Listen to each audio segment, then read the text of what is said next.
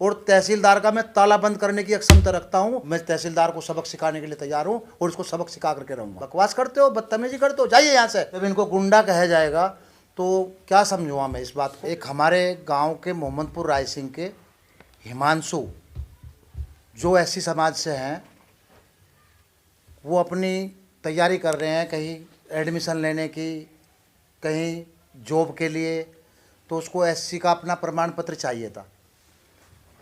तो आज हमारा भतीजा जो ग्राम प्रधान का प्रतिनिधि है, तो वो वहाँ तहसीलदार कार्यालय में आज 10:30 बजे इन लोगों के साथ पहुंचा। ये बेचारे खड़े हैं जो मैं आपको बता रहा हूँ, थोड़ा देख लो, आप कैमरा घुमा लीजिए।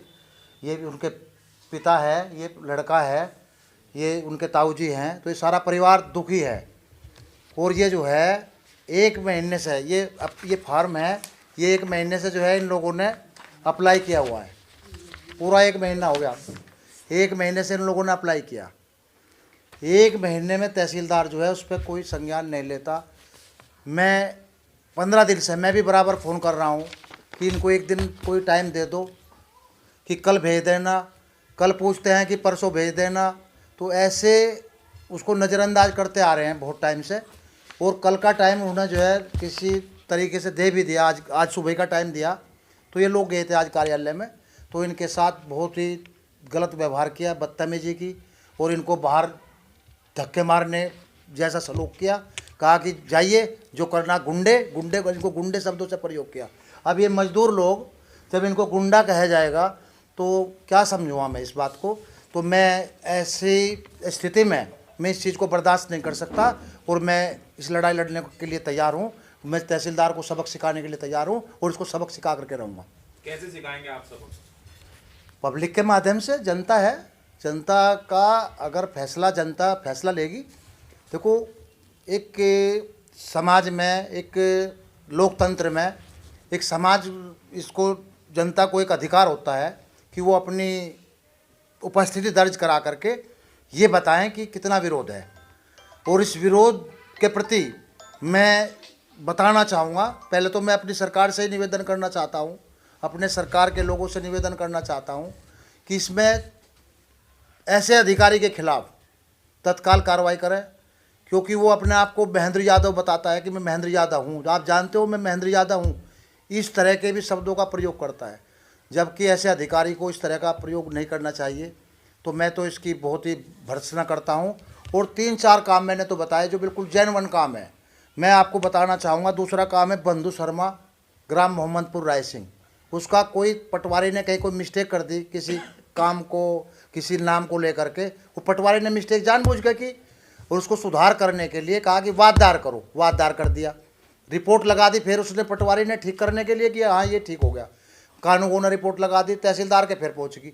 1 साल हो गया वहाँ पेंडिंग रहते इस केस को कि पैसे की बात कर लो।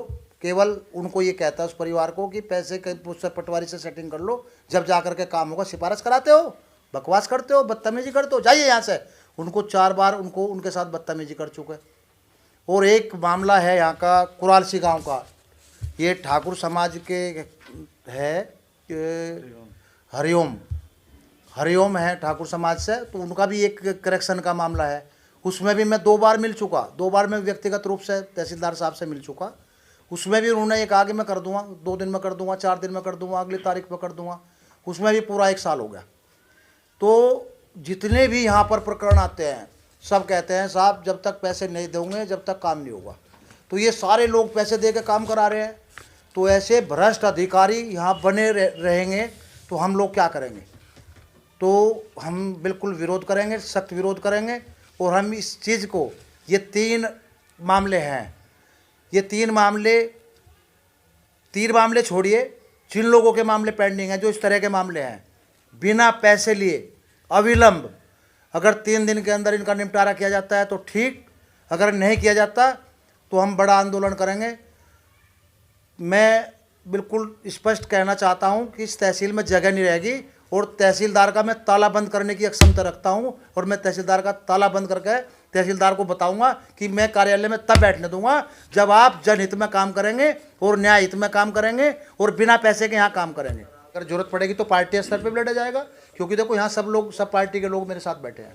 चारों तरफ आप देख रहे हैं, यहाँ भाजपा के लोग भी बैठे हैं, यहाँ आरएलडी के लोग बैठे हैं, समाजवादी पार्टी के लोग बैठे हैं, तो यहाँ सब तरह के लोग बैठे हैं। ऐसा कुछ नहीं है कि भाई ये सार्वजनिक वो है, सब इसमें जाएंगे और बता देंगे कि हैसियत क्या है। तो आपको क्या लगता है कि तहसीलदार इस तरह का व्यवहार क्यों कर रहे हैं? आप सरकार में हैं, सत्ता में भागीदारी है आपकी पार्टी की, तो आपके काम नहीं हो रहे, तो फिर ऐसे कैसे चलेगा? नहीं, बेलगाम है ना, इसको बताएंगे ना। अब हम इसको जो है, हम अधिकारियों को, अपने जो है नेताओं को और मंत्रियों को अब मैं अवगत कराऊंगा ना कि इसका रवैया ये है। अभी तो मैं बता नहीं पाया, मैं तो आज बाइट दे रहा हूँ, बाइट के माध्यम से बता रहा हूँ कि मैं अपने अधिकारियों को और अपने जो है, जो हमारे जो राष्ट्रीय स्तर के नेता हैं या अपने जिला स्तर के नेता हैं, हमारे माननीय मंत्री जी हैं, जिलाध्यक्ष जी हैं, माननीय जिलाध्यक्ष जी हैं, क्षेत्रीय अध्यक्ष जी हैं, मैं सबको अवगत कराऊंगा। पहले ऐसे नहीं भाई बताऊंगा कि तहसीलदार का ऐसा रवैया है, ऐसे ऐसे काम करेंगे तो कार्यकर्ताओं का मनोबल गिरेगा, तो फिर कार्यकर्ता काम करेंगे। तो ऐसा कुछ नहीं है, पहले तो कार्रवाई कराने की बात करेंगे, डीएम साहब से भी कार्रवाई कराएंगे, हम भी कहेंगे, सब कहेंगे। अगर कार्रवाई नहीं होती तो तब ये रास्ता अपनाना पड़ेगा, तो पब्लिक का रास्ता है। एक अधिकारियों के बीच और राष्ट्रीय लोकदल के नेताओं के बीच टकराव की स्थिति काफी समय से बन रही है। आप चाहे राज्यपाल बालियान जी, विधायक जी का बुढ़ाना एसडीएम से टकराव की स्थिति बनी थी, फिर मंत्री जी अनिल कुमार जी, उनकी सदर एसडीएम के साथ स्थिति बनी थी। अभी एक मामला हुआ था खतौली के सीओ के साथ, उन पर आरोप लगा कि उन्होंने राष्ट्रीय लोकदल के नेताओं को सम्मान नहीं दिया। नहीं, आरोप नहीं लगा, ये लोग हरकत करते हैं, ये लोग हरकत करते हैं और फिर ये माफ़ी मांगते हैं, हरकत भी करते हैं, माफ़ी भी मांगते हैं। तो ये हमारे लोग जो है कुछ थोड़े से नरम स्वभाव की हैं, पार्टी हमारी भी भाई चाहते हैं चलो कोई बात नहीं, सामंजस्य बना रहे, तो ये माफ़ कर देते हैं इन लोगों को। और इनकी जो है आदत ख़राब हो रही है, इनको ये दिख रहा है कि तुम जो चाहे वो कर रहे हो। इनको ये नहीं पता कि जब आप लोगों के खिलाफ जब एक्शन होता है तो आप जा करके क्यों माफ़ी मांगते हो, फिर लड़ाई लड़ो, फिर चलो अपना जो भी होना है उसी धारा में जो चलना चाहिए। तो फिर मैं तो बिल्कुल बर्दाश्त नहीं करूँगा। तो मेरे क्षेत्र का मामला है और मेरा क्षेत्र बहुत ही सक्षम है और मजबूत है। तो आपने मतलब आज भी तहसीलदार से बात करने की कोशिश की? मैंने कोशिश की, तहसीलदार का खुद फोन आया था आज। हाँ, उसने कहा कि आपने मेरे पास ये गुंडे भेज दिए। अब मैं यही पूछना चाहता हूँ तहसीलदार साहब से, ये गुंडे हैं क्या? ये खड़े जो बेचारे ऐसे समाज के लोग, ये खड़े, ये गुंडे हैं? अगर ये गुंडे हैं तो फिर तहसीलदार कितना बड़ा गुंडा अपने आप में देख लो। जो आदमी मुझे फ़ोन करके ये कह रहा है कि आप लोगों ने ये गुंडे भेज दिए, तो मैं तो तहसीलदार को यहाँ सरासर तहसीलदार न मानते हुए गुंडा मानता हूँ। वो गुंडे जैसा उसने जो व्यवहार किया मुझे समझ में नहीं आ रहा। इसके खिलाफ निश्चित रूप से आंदोलन होगा, या फिर इसको जो है इसको यहाँ से हटाया जाएगा, या इसके खिलाफ कोई ना कोई एक्शन होगा। तो आंदोलन की कोई तारीख रखी है आपने? तारीख तो 3 दिन का टाइम दे दिया। 3 दिन में अगर कोई एक्शन नहीं होता तो उसके बाद मैं तारीख रख दूँगा, उसके बाद मैं कोई तारीख रख दूंगा और ऐसी तारीख रख दूंगा और उसमें ये दिखाऊंगा कि तहसील में कस्बे बुढ़ाना में अगर जगह मिलेगी तो आप मुझे बता देना। मैं कोई झूठ बोलने वाला तो आदमी नहीं, मैं तो कहीं कर चुका, यहाँ पर कई आंदोलन इससे हो चुके।